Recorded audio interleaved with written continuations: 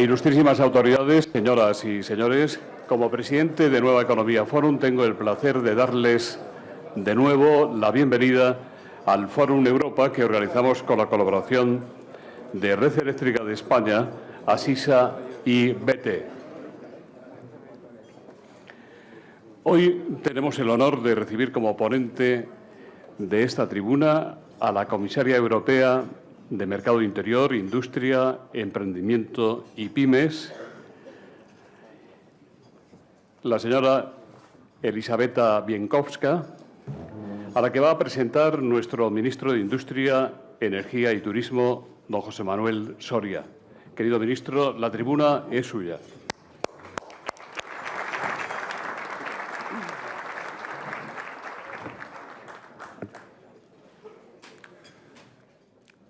Señora comisaria de Mercado Interior e Industria, señor secretario de Estado para la Unión Europea, señor director general de Mercado Interior e Industria, presidente de la Comisión Nacional de Mercados y Competencias, señor embajador de Polonia en España, distinguidas autoridades, señoras y señores. Constituye un honor y una satisfacción poder presentarles a todos ustedes hoy a nuestra conferenciante esta mañana, la señora Elisabetta Bieńkowska, que desde el pasado mes de noviembre es la nueva comisaria responsable de Mercado Interior, de Industria, de Emprendimiento y Pequeña y Mediana Empresa. Por tanto, las competencias de la comisaria Bieńkowska aglutinan lo que durante el pasado mandato venía recogido dentro de dos comisarías distintas en la Unión Europea, la de Mercado Interior y la de Industria y Emprendimiento. Si bien es verdad que en las competencias que tiene en la actualidad y en aquello que respecta al mercado interior, lo único que queda excluido del ámbito de su competencia son los servicios financieros. Por tanto, estamos ante una comisaria que tiene unas competencias que son fundamentales para la Unión Europea, pero que lo son, desde luego, también para España. La comisaria de Mercado Interior e Industria tiene una larga y dilatada experiencia política en su país natal, en Polonia. Ha sido ministra de Política Regional con responsabilidades también en materia de infraestructuras, llevando todo lo que tiene que ver con transporte y con vivienda, y ha sido también viceprimer ministra del Gobierno de Polonia bajo el mandato del primer ministro Donald Tusk. Antes de llegar a la comisaría de la Unión Europea, tuvo mucho que ver con la gestión eficaz de todo lo que han sido los fondos europeos destinados a Polonia durante los últimos años. Ha sido la responsable directa de una eficaz gestión de aproximadamente unos 68.000 millones de euros que han sido gestionados en términos de fondos comunitarios en su país y que han propiciado una mejora en la actividad económica, un impulso del crecimiento y también del empleo. Llega a la Comisión Europea en un momento que es crucial para Europa, una cuestión que siempre se dice, pero en estos momentos probablemente sea más cierto que nunca. La Unión Europea, que tiene una moneda común desde el año 2000, que funciona bien, que está en su paridad normal, de acuerdo a lo que tiene que ser como impulso de las exportaciones y de la competitividad, que da estabilidad monetaria a la Unión Europea, sin embargo, todavía no hemos sido capaces de articular una verdadera unión económica. Y la unión económica significa muchas cosas. Significa disponer de una unión bancaria, también tener un mercado único de la energía, supone tener un mercado único digital, y esas cuestiones todavía no han sido alcanzadas en toda su plenitud. En la tarde de ayer teníamos una reunión bilateral, la comisaria Bieńkowska y yo mismo en el Ministerio de Industria, Energía y Turismo, y abordábamos cuáles eran los retos que se planteaba a lo largo de su mandato en la Unión Europea. Y uno que aparece en el frontispicio de esa política es adoptar medidas concretas para impulsar la reindustrialización de Europa. En Europa, a lo largo de los últimos años, ha ido cayendo paulatinamente el peso de la industria en el conjunto del Producto Interior Bruto europeo. Algunas de las causas que explican esa caída, lógicamente, están muy vinculadas a determinadas políticas y medidas que hemos adoptado dentro de Europa. No se trata de renunciar, por ejemplo, a seguir liderando en el mundo por parte de la Unión Europea la lucha contra el cambio climático. Ese es un reto que Europa ha asumido y debe seguir asumiendo. Pero también es verdad que esa lucha y, por tanto, las medidas que esa lucha trae consigo han de ser compatibles también con esa reindustrialización y, por tanto, con no exigir a las compañías industriales europeas extracostes en los cuales no están incurriendo nuestros principales competidores a nivel mundial, Estados Unidos y fundamentalmente algunas economías asiáticas, como es el caso de la China. Finalmente, también abordamos ayer una de las cuestiones para nosotros sumamente importantes y que también entra dentro de la competencia de la comisaria, que es todo lo que tiene que ver con el sector turístico. Acabamos de cerrar el año 2014 como el mejor año de la evolución del sector turístico en España. Han llegado a España a lo largo del año 2014 65 millones de turistas. En la mañana de hoy el presidente del Gobierno dará a conocer cuáles han sido las cifras de gasto total correspondientes a ese ejercicio. Hemos aumentado el gasto total y tenemos una buena posición en cuanto al gasto diario y el gasto medio realizado por los turistas. Ha sido una historia de éxito la del turismo en España a lo largo de los últimos 50 años, pero el que lo haya sido no significa que tengamos ningún tipo de garantía para que en el futuro lo sigamos haciendo. Para seguir siendo líderes a nivel mundial en turismo necesitamos adaptarnos a los cambios que se producen en el mundo, en la economía y particularmente en el sector turístico. Y uno de los mayores retos que tenemos en esta materia es prestar mucha atención a la hiperconectividad y a la creciente conectividad digital que se da en la economía mundial y también en la economía española. El turista es cada vez un turista más digital. El turista se informa cada vez más a través de un teléfono inteligente o de una tableta. Y para ello, los países que aspiren a liderar en turismo en el mundo también debemos estar preparados en las infraestructuras digitales necesarias para que el turista pueda también acceder a todos esos servicios que tanto están demandando. Y tener buenas infraestructuras en materia digital significa hacer inversiones en materia de infraestructura. Y para ello necesitamos tener operadores de gran tamaño. Necesitamos consolidar el sector de las telecomunicaciones en España y también en Europa. Esta también es una parte importante, la consecución del mercado único digital por parte de la comisaria Bieńkowska. Commissioner, the floor is yours.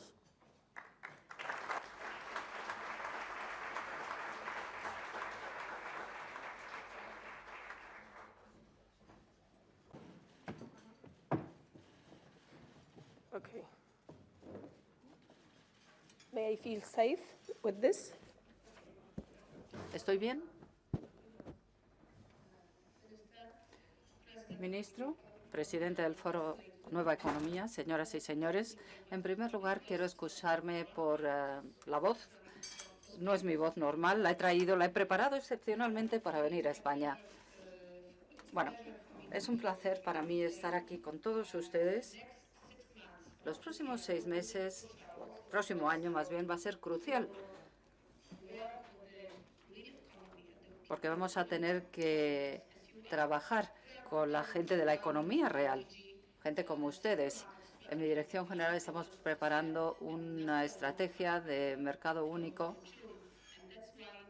que presentaremos en junio. Por eso, el tener la ocasión de conocer a gente del mundo de la industria, personas afectadas por nuestras políticas y empresarios, es crucial para mí. Por eso estoy muy agradecida de tener la oportunidad de explicar cómo la Comisión pretende apoyar el crecimiento económico. Voy a utilizar unos apuntes que he traído y luego, bueno, si les parece, durante el turno de preguntas podremos seguir debatiendo. Aquí en España ustedes entienden muy bien la tarea a la que nos enfrentamos en Europa, en España y en cada Estado miembro. 6 años de recesión brutal de la que aún no hemos salido del todo. Sigue habiendo 24 millones de parados en Europa, un 30% más que en el año 2007, 8 millones de personas más paradas que en el año 2007. Y lo más importante y lo más peligroso es que hay muchos jóvenes que no tienen perspectivas o pocas, ¿no? Tenemos que encontrar una salida a esta situación generando crecimiento y puestos de trabajo. Esa es la principal prioridad de Europa hoy en día y es el foco de la nueva Comisión Europea. Tenemos que centrarnos en lo básico, tenemos que apoyar a la economía real y, de hecho, de eso va mi cartera. La nueva Comisión no ha perdido tiempo porque al mes de haber asumido el cargo hemos presentado un plan para hacer que Europa arranque, el plan Juncker, como se le llama, ¿no? Es un plan para que se utilicen los ahorros y la liquidez de Europa, de manera que podamos generar un crecimiento sostenible y puestos de trabajo sostenibles. Este plan tiene 3 pilares. El primero es un instrumento financiero para movilizar 350.000 millones de euros. El segundo pilar es una cantera de proyectos creíble y el tercer pilar es del que yo soy responsable, o sea, una hoja de ruta para que la inversión en Europa sea más atractiva. Todo el entorno económico europeo queremos que sea más atractiva. La idea es absorber los riesgos que el sector privado no puede asumir o es reacio a asumir. De esa manera, toda la liquidez se utilizará para proyectos de inversión y se va a centrar este fondo en banda ancha, transporte, infraestructura, investigación, educación, etcétera. Este fondo ha recibido ya más de 2.000 propuestas de inversión y, de hecho, se espera que entre en funcionamiento a mediados del año 2015. Todas las normativas y regulaciones ya han sido aprobadas por la Comisión para que así sea. Habrá también un fondo para apoyar a las pymes y a empresas medianas. Este nuevo fondo ayudará en Horizonte 2020 y otros proyectos. Ayer, de hecho, yo fui una de las personas que firmó la iniciativa de pymes aquí en España. Ha sido el primer acuerdo en este sentido al que hemos llegado para iniciativas de pymes, pero esto no es más que el comienzo. A mí me han pedido que desempeñe un papel importante a la hora de promover la inversión en puestos de trabajo y en crecimiento. La dirección general que yo presido, que ha sido la fusión de otras dos, en realidad recibe el mote, podríamos decir, de Grow, que es crecimiento en inglés. Yo pretendo centrarme en 3 áreas. La primera, promover el mercado interno de bienes y servicios, que lo cierto es que no está funcionando como debería hoy por hoy. En segundo lugar, promover la competitividad industrial. Y en tercer lugar, desbloquear el entorno empresarial y apoyar a las pymes. Permítanme que haga referencia a cada uno de estos aspectos. Primero, el mercado interno. Como todos sabemos, el mercado interno es crucial para que haya puestos de trabajo y crecimiento, pero sigue siendo incompleto este mercado interno. Yo voy a actuar en 3 áreas. Primero, voy a intentar integrar el mercado de servicios. El sector de servicios, de hecho, desempeña un papel crucial en nuestra economía porque representa un 70% del PIB y de los empleos de la Unión Europea, y es crucial. En algunos sectores de la industria, entre un 70 y un 80% de sus actividades son servicios.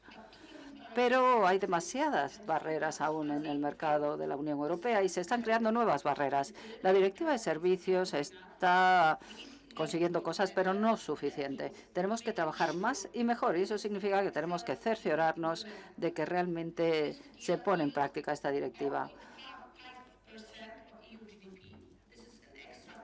Vamos a invertir un 50% más de lo que estamos invirtiendo ahora en esto. Y este próximo verano presentaré una nueva estrategia de servicios, una estrategia renovada, en parte para reducir el tiempo y los procedimientos o trámites de aquellas empresas que quieren establecerse en otro Estado miembro. Creo que hay demasiadas empresas, y esto es evidente, hay demasiadas empresas que pierden mucho tiempo, mucho dinero con trámites y procedimientos innecesarios. Y esto tiene que acabar.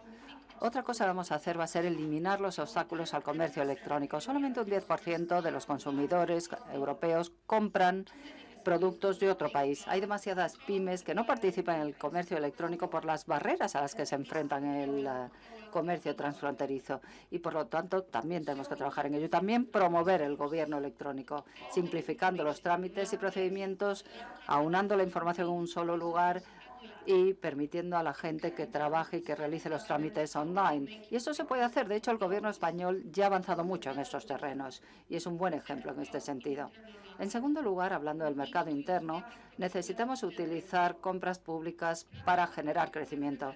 Las compras públicas representan un 19% del PIB europeo y esto se puede convertir en una herramienta muy potente para promover el crecimiento y la inversión. Y una política de compras públicas de éxito puede llevar a ahorros presupuestarios. En el año 2014, la Comisión simplificó los trámites de compras públicas y tenemos que seguir facilitando las cosas para que las pymes puedan acceder al mercado. Y tenemos que acelerar, además, la introducción de compras públicas y de cualquier tipo de compras electrónicas, algo que podría ayudar muchísimo a las pymes. Y esto no es más que un primer paso. Evidentemente, hay que transportar en Europa de forma eficiente y que estas reglas funcionen en todos los lugares.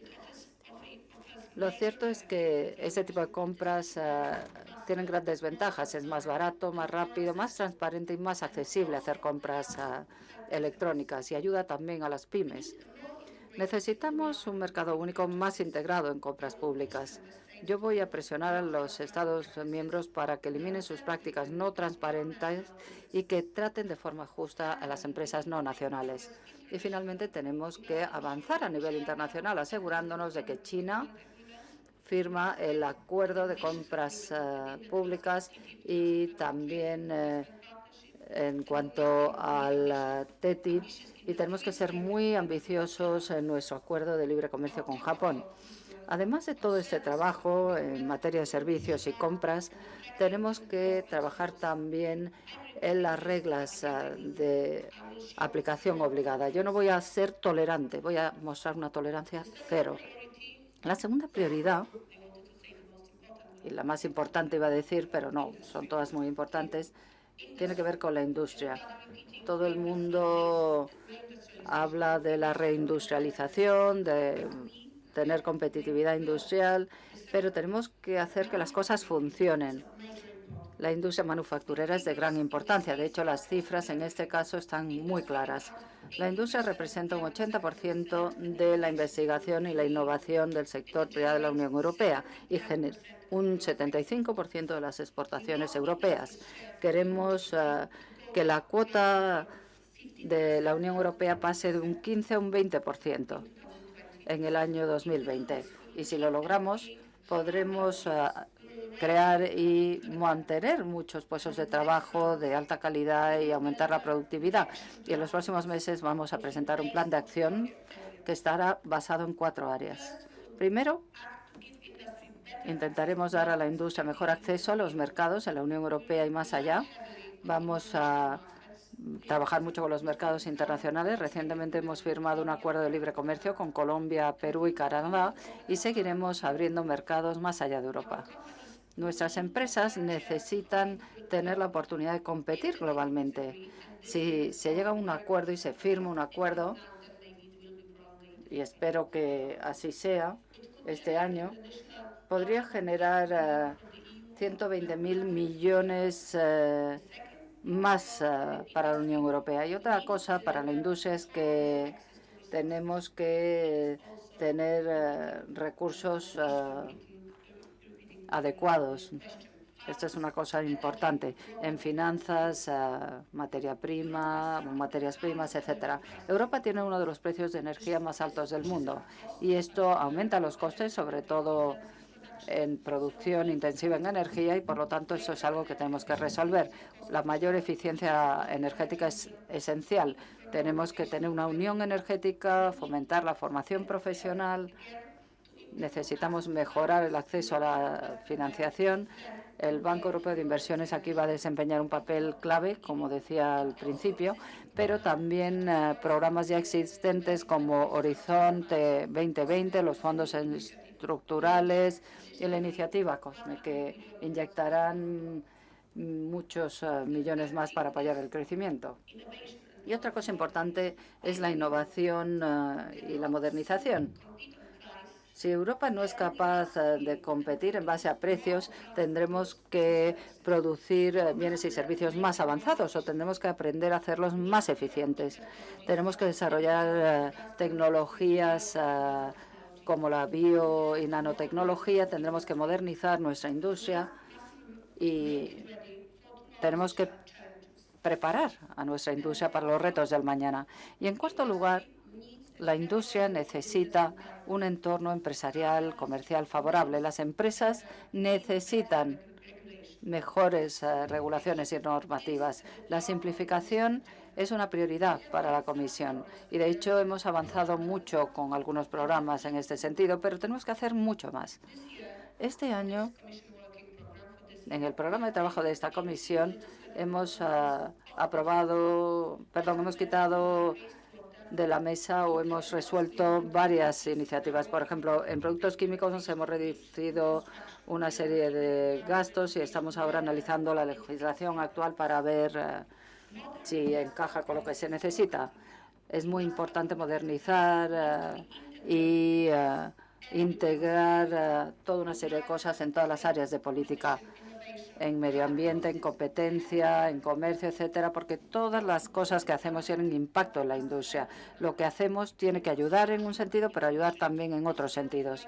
Y la manera en que estamos trabajando en esta comisión es en base a proyectos, no en silos, no de forma aislada unos comisarios de otros. Y otra prioridad que tengo es apoyar a las pymes y a los empresarios. Por supuesto que todos sabéis que las pymes son la espina dorsal de nuestra economía y creo que podemos ayudar de muchas maneras. Primero, podemos ayudar a las pymes a acceder a finanzas, a financiación, ayudándoles a desarrollar su negocio. Luego podemos reducir la carga administrativa, crear ventanillas únicas, mejorando los procedimientos de licencia, ayudando a la transferencia de los negocios, dando a los propietarios, a los empresarios una segunda oportunidad. También podemos ayudar a las pymes internacionalmente. Este año hemos vuelto a lanzar una red para ayudar a las pymes a expandirse en otros mercados. Y finalmente podemos revivir la cultura de emprendimiento, lo cual significa mejor educación y mejor formación. Tenemos que dirigirnos a grupos específicos donde hay un potencial no aprovechado. Pero además de todo esto, podemos dar a las pymes un mercado único y esto es crucial para ellos. Los activos más importantes de Europa son los muchos habitantes de la Unión Europea y los muchos mercados a que tiene acceso. Por lo tanto, no debemos separar mercados. Estamos hablando de un mercado de 450 millones de personas y podemos competir de esa manera. Como ven, mi cartera está llena de tareas y competencias, pero es muy importante. Vamos a elaborar 2 o 3 documentos, la hoja de ruta industrial, el plan de servicios y, finalmente, en el cuarto trimestre de este año, la estrategia de mercado único. Me alegro de poder compartir esta mesa con el ministro Soria, cuya agenda para fortalecer el sector industrial en España fue objeto de nuestras conversaciones ayer. Y me alegro mucho de ver que España y la política industrial española y la de la Unión Europea están totalmente alineadas. El año 2015, como he dicho antes, va a ser crucial tanto para España como para la Unión Europea y para todos los Estados miembros. Seguimos viviendo una época difícil, aunque hay signos de recuperación, pero bueno, tenemos que hacer todo lo que esté en nuestra mano para que la gente vuelva a tener un puesto de trabajo. Esta es nuestra tarea prioritaria, la más crucial. Necesitamos una política racional que dé resultados. Necesitamos una educación pública nueva que ayude a los ciudadanos y a todo el mundo. Y necesitamos simplificar, no complicar. Mi eslogan va a ser acelerar e integrar. Acelerar la puesta en práctica de acciones concretas, y esto lo quiero repetir, para apoyar una economía europea competitiva y para que podamos integrar la competitividad en todas las áreas de política. Muchas gracias.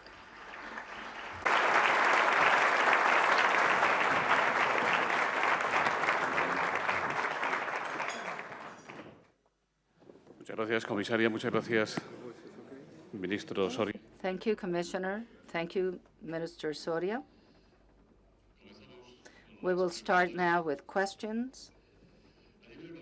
Yesterday, the Spanish government, the European Union, and the European Investment Bank signed a pioneering agreement for the financing of SMEs.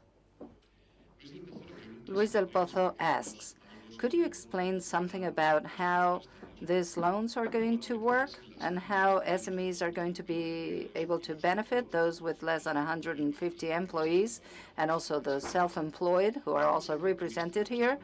Is our Ministry of the Treasury too optimistic, thinking that with this financing it will be possible to create 60,000 new jobs and maintain 120,000 jobs that already exist? Yes, no, okay. Gracias. All of the instruments that we are promoting. Todos los instrumentos que estamos promoviendo y proponiendo ahora tienen que tener este efecto de apalancamiento. Estamos garantizando el dinero que va a traer a fondos privados.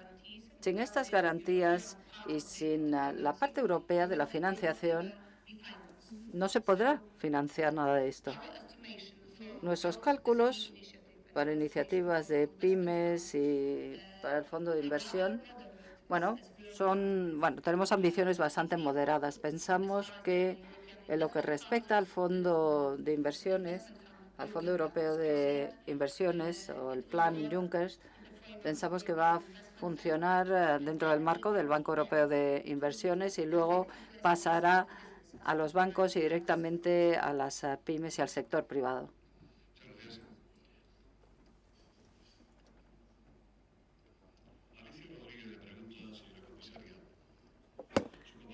El vicepresidente de la Comisión Europea, señor Katainen, está realizando un roadshow para convencer a empresas globales a que inviertan en proyectos.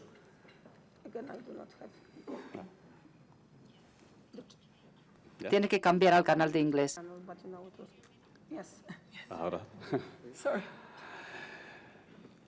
Su compañero, el vicepresidente de la Comisión Europea, señor Katainen, está realizando un roadshow para convencer a empresas globales a que inviertan en proyectos viables del llamado Plan Juncker con el fin de reactivar la economía y la competitividad, volver a crecer y crear empleo. Alicia Rodríguez le pregunta qué impresión tiene usted sobre la acogida de los grandes inversores a este plan, si no le parece excesivo el porcentaje de colaboración privada que se ha previsto, qué incentivos fiscales o de otro tipo tendrán esas empresas privadas que participen en el Plan Juncker. ¿Podría adelantarnos, le sigue preguntando, qué empresas o consorcios se han interesado inicialmente? ¿Se podrán beneficiar de las últimas medidas acordadas por el Banco Central Europeo? Y también le pregunta en qué va a consistir la garantía europea.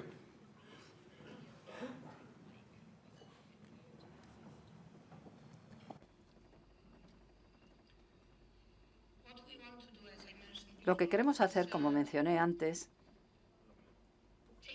es tomar el dinero que hay en los bancos, que sabemos que hay en los bancos, y asegurarnos de que este dinero se utilice para proyectos más importantes para la Unión Europea. Y como mencioné antes, nuestros cálculos en cuanto a este efecto de apalancamiento, es bastante moderado. Hay muchos proyectos ahora que han sido firmados por los Estados miembros, pero francamente, debo decir que esta es mi mayor preocupación. No todos los Estados miembros, todos los Estados miembros dicen que tienen proyectos muy importantes y muy atractivos para atraer financiación privada, pero tenemos que analizar los proyectos para asegurarnos de que realmente son atractivos y para ver si realmente van a crear tantos puestos de trabajo como calculan los Estados miembros, ¿no? O sea que, bueno, por otra parte, el trabajo del Banco Europeo de Inversiones va a ir también en esta dirección. Y, de hecho, todo esto concluirá en junio. Para junio queremos tener ya los instrumentos funcionando a través de los bancos de cada Estado miembro para, de esa manera, dar las garantías y el dinero europeo al sector privado. Seguimos. César Ortega le pregunta cómo van las negociaciones para el acuerdo de libre comercio con Estados Unidos. ¿Con qué escollos se están tropezando? ¿Qué sectores están resultando más sensibles?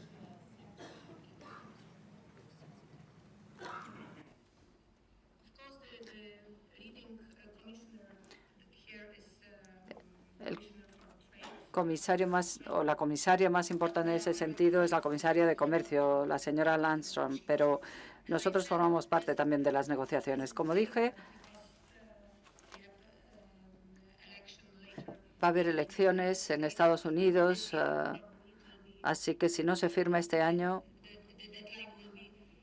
bueno, la fecha tope no la podemos establecer. Si no se llega a un acuerdo este año, no sabemos qué va a pasar. Tenemos que empezar los debates. Ya hemos empezado.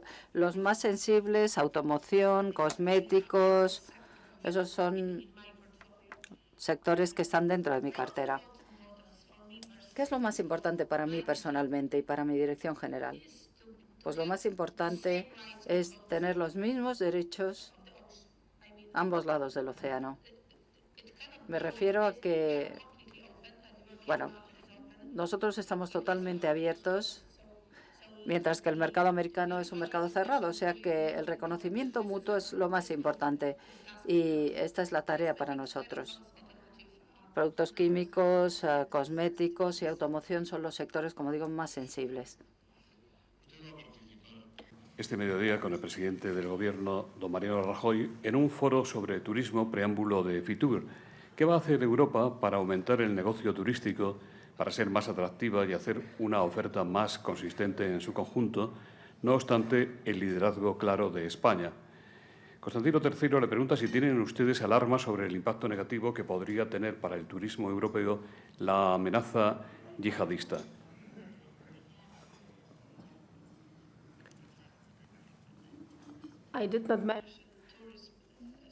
No mencioné el sector del turismo en mi ponencia porque hablaré de ello durante ese foro. Pero bueno, para España y para otros países, el turismo es el sector más crucial o uno de los más cruciales de la economía europea, ¿no? Y la mayoría de las competencias en turismo están a nivel nacional, ¿no? Pero bueno, el turismo es una parte muy importante de la economía y de la industria europea y, por lo tanto, el turismo se discutirá también cómo puede ayudar la Unión Europea al sector turístico y, de hecho, lo incluiremos tanto en la hoja de ruta industrial como la estrategia de mercado único. El turismo va a estar incluido en esas dos cosas. Ese es nuestro objetivo. Lo que no queremos es añadir más regulaciones, más normativas europeas.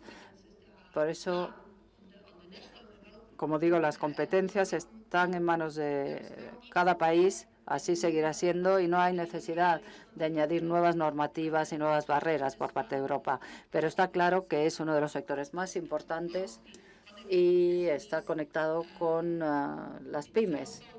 Por otra parte, los problemas son los mismos a los que se enfrentan otras industrias y otras partes de la economía, ¿no? O sea que estará incluido en nuestros planes. Estamos hablando del problema de los visados con terceros países.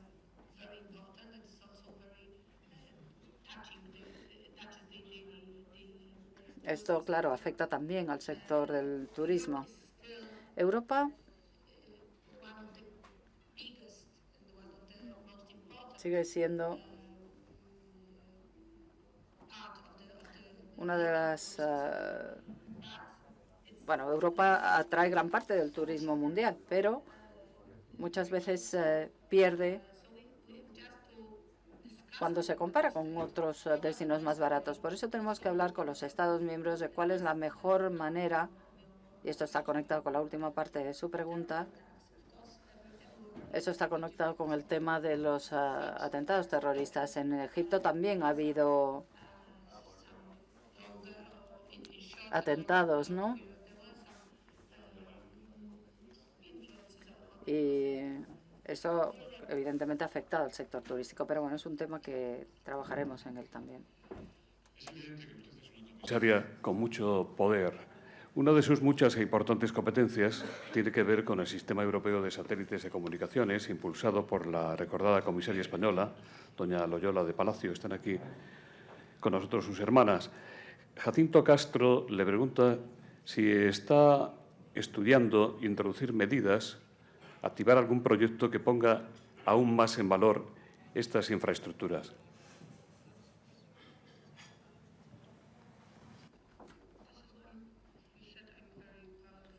Ha dicho usted que soy una comisaria muy poderosa. Pues no sé, no lo tengo tan claro. Ya lo veremos en los próximos meses. Pero bueno, evidentemente el tema que usted comenta es muy importante. Tenemos dos proyectos, Galileo y Copérnico, y este es un aspecto relacionado con nuestra competitividad. Estamos un poco rezagados en este sentido. China nos está adelantando, por eso tenemos que trabajar en la política espacial europea y es lo único que se ha añadido al plan de la Comisión, el tema de los datos satélite. Bueno, es muy importante para la industria europea porque los datos por satélite son cruciales para el transporte, para la inmobiliaria, para la vida del día a día, para la economía real, ¿no? Por eso vamos a en la política espacial. Queremos lanzar en marzo probablemente el próximo satélite y trabajamos también en Copérnico porque forma parte de nuestra competitividad. Estoy absolutamente segura de ello. María José Camino. And quite a lot of money. Y representa mucho dinero, además. María José Camino, de Antena 3, dice, como comisaria europea, ¿cómo van a ser las relaciones con el nuevo gobierno griego? ¿Es posible una quita de la deuda griega? ¿Ve un futuro esperanzador para Grecia? Más preguntas sobre este tema. Cristóbal Cortés dice, ¿qué valoración hace del resultado de las elecciones en Grecia? ¿Conceder al gobierno griego, al nuevo gobierno griego, un tratamiento especial no enfadaría a países como España, Portugal e Irlanda, que han hecho esfuerzos enormes con costes sociales sin precedentes?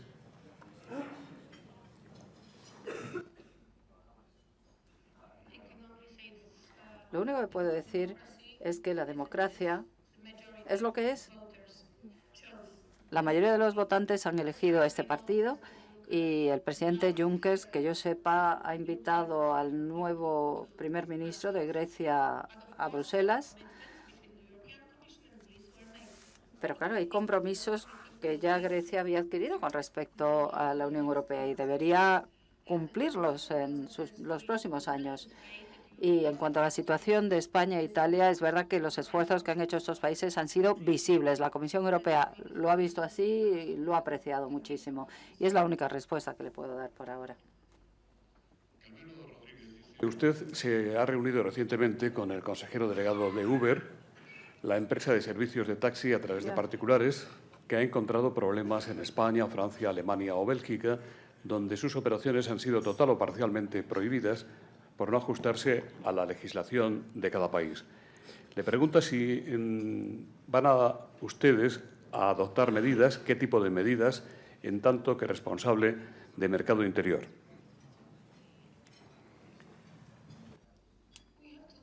Tenemos que trabajar en estos temas con mucho cuidado porque, bueno, usted ha mencionado España, Bélgica, Francia, pero hay otros Estados miembros que dan la bienvenida a este tipo de servicios y ese es el problema.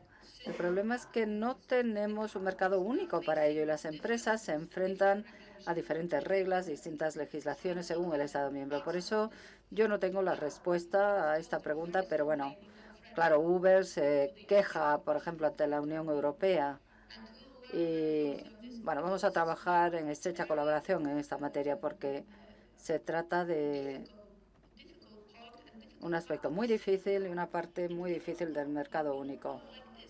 En el mundo en que vivimos, ¿cuál es la diferencia entre los distintos países de la Unión Europea? Pues, hombre, hay diferencias, pero no tantas. Pero en cuanto a la Unión Europea y Estados Unidos, ahí hay más diferencias, ¿no? Cuando algo se inventa y se saca al mercado en un país, en un Estado miembro, bueno, en el caso de Estados Unidos, todos los estados están abiertos, pero aquí no. Tenemos la Directiva de Servicios, en teoría tenemos un mercado único de bienes y servicios, pero la práctica no funciona así. No sé cuál va a ser la respuesta de la Comisión, pero definitivamente tiene que ser el mercado único la respuesta. Tiene que haber una respuesta a Uber, ¿sí o no? Claudio Valencia dice, ¿qué iniciativas se está preparando en cuanto a los mercados públicos europeos, la contratación de obras y servicios de las administraciones para evitar la discriminación, lograr que los concursos tengan un ámbito realmente europeo y exista una tolerancia mayor sin necesidad de nuevas directivas, puesto que son suficientes las que ya existen? Miguel Ángel Rivero dice, entre las prioridades de Europa está ayudar a las pymes en su desarrollo integral. Sin embargo, en España es muy difícil que las pymes podamos acceder a concursos públicos debido a las dificultades para acceder a ellos. ¿Hay alguna directiva que obligue a los gobiernos y al resto de las administraciones públicas a licitar contratos de servicios, obras, etcétera, que puedan ser accesibles a las pymes?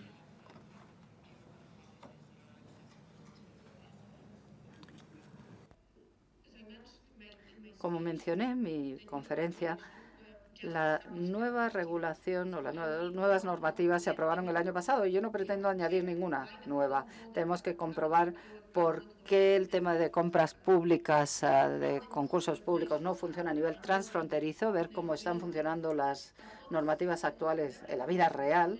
Pero lo que sí es muy importante para las pymes, estamos seguros, y esto se ha comprobado, que las compras públicas a nivel europeo, los concursos públicos europeos, permitirían a las pymes participar más, ¿no?, en estos concursos públicos. Portugal ha establecido, es el país que tiene las políticas más abiertas en este sentido. Tienen muchas más pymes que participan en concursos públicos y que actúan en ese campo. O sea que realmente esto es algo que tenemos que hacer este año. Por eso dije que este año es muy importante, porque tenemos que ver qué es lo que funciona y qué es lo que no funciona, en lugar de añadir nuevas normativas, porque lo cierto es que, bueno, yo estoy seguro de que los funcionarios europeos y nacionales no lo saben todo. O sea, no queremos nuevas regulaciones, solo comprobar las anteriores, recortar un poco, quizá por aquí y por allá, pero por supuesto que promover las compras públicas europeas es algo crucial para las pymes, para que puedan participar más y para que haya más compras públicas a nivel transfronterizo. La Asociación Empresarial Independiente de Madrid, de la COE, don Juan Pablo Lázaro, le pregunta, un problema para las pymes de Europa es la competencia desleal de empresas públicas competidoras en sectores privados o privatizables como el postal, el transporte de viajeros, etcétera. ¿Cuáles son sus planes para acabar con esto, señora comisaria?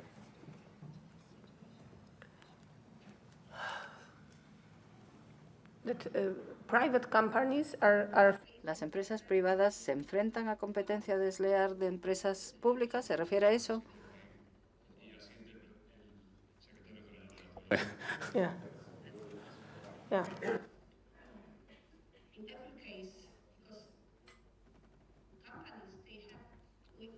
Las empresas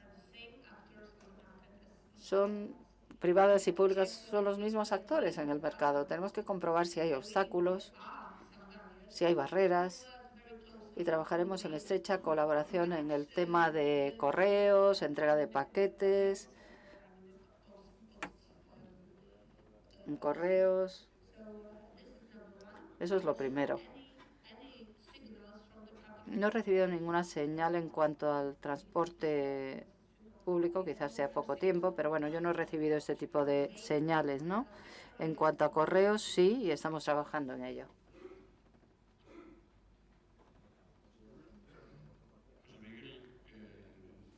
Le pregunta si tiene previsto usted poner en marcha desde su comisaría alguna medida o mecanismo concreto que garantice que la inyección de dinero que hará el Banco Central Europeo a través de la compra de deuda llegará de verdad a la economía real, especialmente a las pymes y a la industria.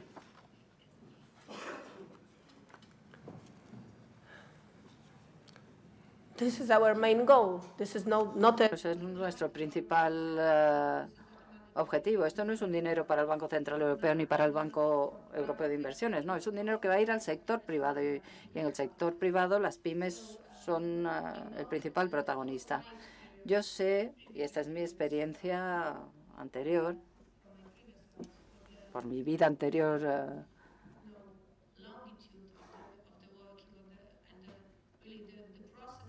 sé que los procesos en la Comisión no son muy satisfactorios. Pero bueno, este es nuestro objetivo. Yo no le puedo asegurar que las cosas vayan a funcionar así o así, pero bueno, es el objetivo del Plan Juncker y es el objetivo de los otros instrumentos que hemos adoptado. Los necesitamos para llegar a las pymes y para afectar, digamos, o tener un impacto en la vida real, y no solo en la economía real, sino en la vida real de los ciudadanos. Yo creo que no tenemos ninguna otra opción. Es algo que tenemos que hacer en los próximos 5 años, porque si no, la idea de la Unión Europea no es que se vaya a arruinar, pero quedará destruida, un tanto destruida. Esta comisión no tiene otra opción. Tiene que llegar a los ciudadanos, a las pymes, a la gente real y a la economía real. No tenemos otra opción. La Cámara de Comercio Hispano-Polaca dice: en los próximos meses Polonia va a poner en marcha más de 82.000 millones de fondos de la Unión Europea. ¿En qué sectores considera que pueden haber una mayor colaboración entre empresas polacas y españolas, en su experiencia de viceprimer ministra?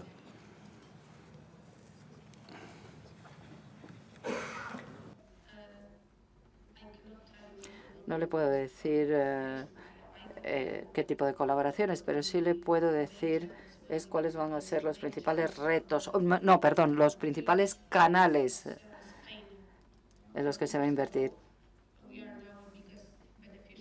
Como España lo fue en su día, hoy somos los principales beneficiarios.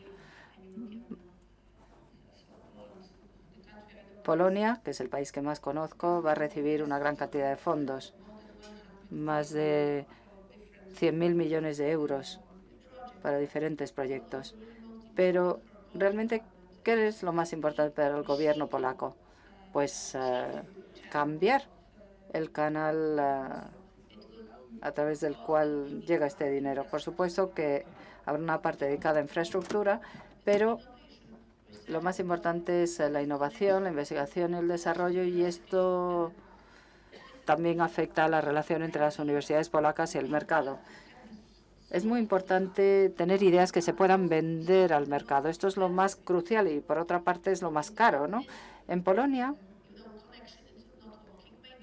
esta conexión entre universidades y mercado no está funcionando como debería. Nuestras universidades inventan cosas que luego las empresas no quieren utilizar, no quieren vender al mercado. Yo sé que este es un problema también en otros países, pero en Polonia es un problema y tenemos que hacer lo mejor que podamos con este dinero para pasar a otro nivel de desarrollo. Medio ambiente, I+D, pymes y empresas en general, porque,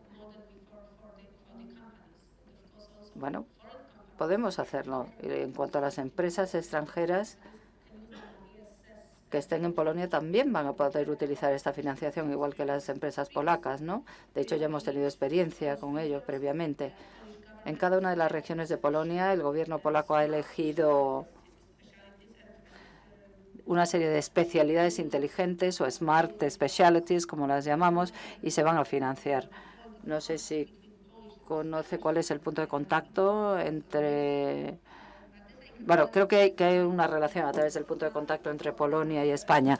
Y sí, hay dinero, pero como sabéis, hay que utilizarlo bien porque se hacen 5 comprobaciones, ¿no?, para ver cómo se utiliza, antes y después. Va a ser un reto, pero al mismo tiempo yo creo que va a ser muy importante. Hasta la fecha, Polonia ha utilizado el dinero de la Unión Europea de forma muy eficaz y ha duplicado su Producto Interior Bruto en los últimos 10 años, o sea que se está haciendo algo. Ferrero-Waldner, que fuera comisaria europea, dice usted, ha mencionado el Tratado de Comercio con Estados Unidos. Creo que sería importante, dice doña Benita, que informe también sobre los acuerdos de los estados de América Latina, que tienen también un acuerdo con la Unión Europea. ¿Qué piensa usted de este tema?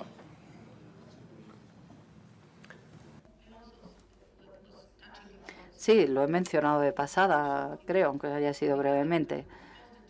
Por supuesto, el TTIP es no lo más importante, pero bueno, ese es el momento de hacerlo. Tenemos el apoyo para el TTIP de ambos partidos principales de Estados Unidos y nadie está en contra de este acuerdo. Y este momento es importante, justo antes de las elecciones. Si no firmamos ahora, puede que lo retrasemos varios años. Pero bueno, como mencioné antes, hay acuerdos bilaterales también y pronto tendremos otro entre Sudamérica y la Unión Europea. Y bueno, trabajaremos en todo esto de nuevo. Y como decía, la comisaria Malmström es la encargada de este tema, pero la DG Industria también tiene mucho que hacer en este sentido. Tenemos muchas cosas en las que pensar, negociar, etcétera, para cualquier acuerdo internacional que firme la Unión Europea. Permiso, llega una pregunta ceñida a la actualidad, dirigida al señor ministro de Industria, señor Soria, que está con nosotros. ¿Me permite poder hacérsela?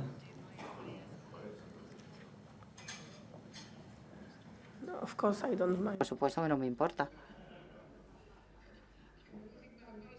Se me está yendo la voz totalmente. Yo encantado. Y además todavía me quedan varias reuniones, así que por favor hágale la pregunta al ministro. Y todas las que quiera. Desde La Sexta le piden al señor ministro valoración sobre la apertura de la causa contra el proyecto Castor relativo a la construcción de un depósito subterráneo de gas en la costa mediterránea que produjo temblores en la zona. Muchas gracias. En primer lugar, quería decir que, como en cualquier tipo de causa judicial o en cualquier tipo de instrucción judicial, todos debemos ser sumamente respetuosos con lo que son las iniciativas de los jueces. Dicho lo cual, quiero decir que este almacenamiento subterráneo es fruto de una autorización administrativa que se otorgó por un Real Decreto del año 2008, en un momento en el que había pues una determinada planificación energética en general y particularmente en lo que tocaba al sector gasista, en virtud de la cual había que impulsar tanto los almacenamientos subterráneos como los oleoductos en España y también las regasificadoras. A lo largo de los años posteriores, digamos que la evolución de la actividad económica y la evolución de la propia demanda de la energía en general y particularmente del gas no ha ido acorde con los objetivos de aquella planificación. Y, por tanto, ahora mismo tenemos una capacidad sobrante importante desde el punto de vista de lo que son esas infraestructuras. En cuanto al almacenamiento de Castor, los pasos que este Gobierno ha seguido desde el principio de la legislatura han sido todos muy claros. En primer lugar, hicimos una revisión a la baja de la retribución superior al 10% que estaba prevista en aquel Real Decreto de autorización del año 2008. En segundo lugar, declaramos por Consejo de Ministros la lesividad de algunas de las cláusulas que estaban incluidas en aquel Real Decreto de autorización del año 2008. En tercer lugar, paramos todo tipo de actividad en la propia planta como consecuencia de esos movimientos sísmicos a los que se ha hecho referencia. Y, en cuarto lugar, una vez que el concesionario de la autorización renunció en base al derecho que tenía en ese Real Decreto de autorización, el Gobierno procedió a indemnizar por el valor residual de la inversión, previo a lo cual se hizo un acuerdo con el operador del sistema gasista en España, con Enagas, para que se ocupara del mantenimiento, que no de la explotación del almacenamiento y de la planta, mientras no haya informes adicionales que declaren de una manera fehaciente que esa instalación puede seguir adelante o bien que no pueda seguir definitivamente. Señora comisaria, ha finalizado el descanso. Seguimos. Antonio Calzada, de la Cámara de Comercio Hispano-Portuguesa, dice: hemos hablado de una agenda más simple para los objetivos europeos en servicios, industria y acceso al mercado. ¿Qué vamos a hacer objetivamente para simplificar y acelerar realmente esa agenda?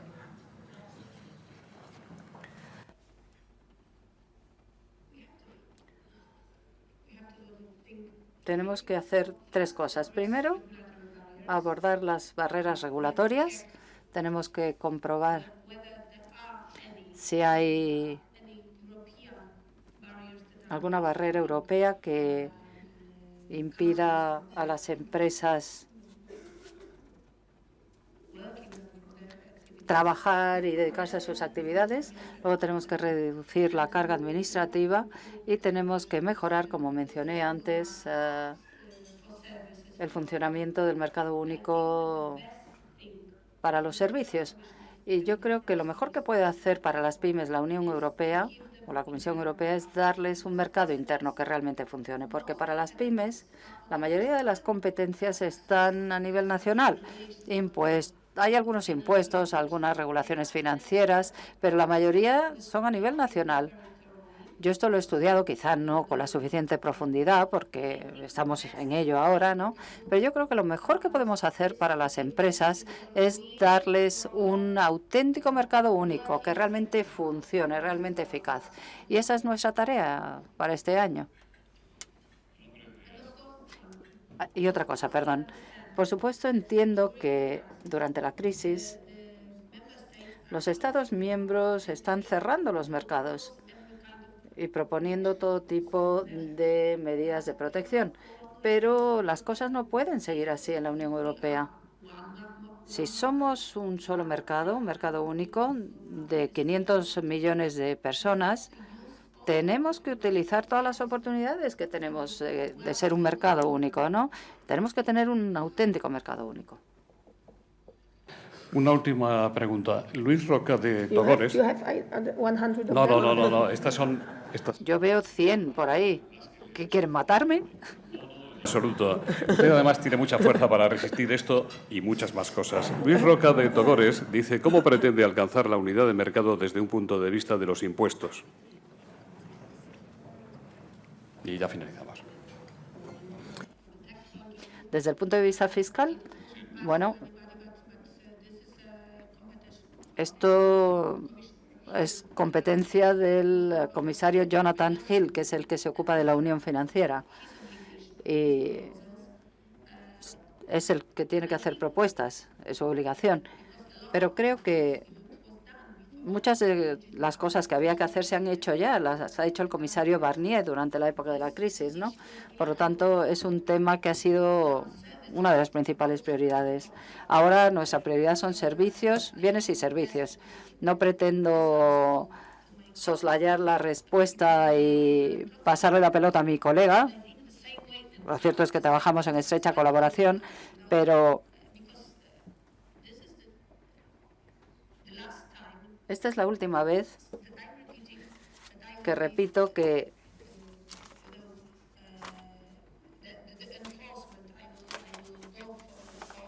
yo lo que haría sería, bueno, pues aplicar lo que ya tenemos, poner en práctica lo que ya se ha decidido y hablarlo con cada Estado miembro. Y yo diría que esta es mi tarea más difícil. Tendré que hablarlo con cada Estado miembro, hablar del tema del mercado único con cada Estado miembro. Y yo creo que todos los que estamos aquí estamos de acuerdo en que el mercado único tiene un gran valor. Es muy importante.